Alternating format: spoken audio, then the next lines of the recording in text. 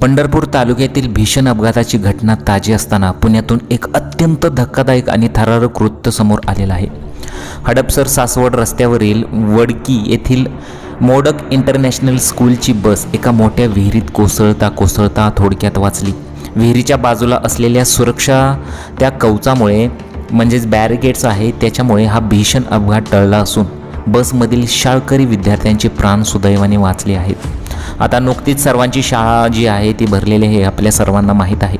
घटनेच्या वेळी स्कूल बसचा ड्रायव्हर पूर्णपणे मद्यधुंद म्हणजेच त्याने मद्यपान केलं होतं। त्या अवस्थेत असल्याचे समोर आल्याने पालक वर्गातून तीव्र संताप व्यक्त होत आहे। मिळालेल्या माहितीनुसार मोडक इंटरनॅशनल स्कूलची बस विद्यार्थ्यांना घेऊन जात असताना वडकी परिसरातील एका विहिरीजवळून जात होती। चालकाचे नियंत्रण सुटल्याने बस थेट विहिरीच्या दिशेने गेली। सुदैवाने विहिरीच्या बाजूला मजबूत सुरक्षा कवच म्हणजेच प्रोटेक्शन वॉल म्हणजेच ते बॅरिकेड असल्याने बस त्याला धडकून थांबली।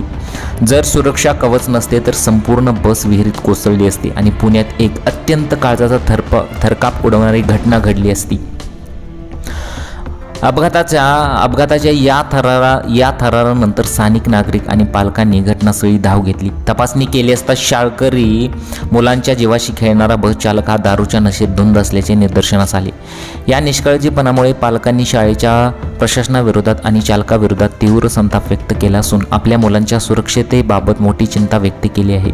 पंढरपूरच्या अपघाताची देशभर चर्चा सुरू असताना प्रशासन आणि शाळा व्यवस्थापन जागे झाले नाही का? मद्यधुंद चालकाच्या हाती निष्पाप मुलांचे आयुष्य सोपवणाऱ्या या अशा बेजबाबदार शाळांवर कठोर कारवाई कधी होणार असं सगळ्यांचं मत येत आहे। अक्षरशः याच्यामध्ये अनेक विद्यार्थी होते आणि या विद्यार्थ्यांचा अक्षरशः जर ते सुरक्षा कवच बॅरिकेड नसते तर त्या विद्यार्थ्यांचा जीव हा गेला असता आणि त्यानंतर मग खूप भयानक घटना घडली असती, परंतु सुदैवाने असं काही घडलं नाही।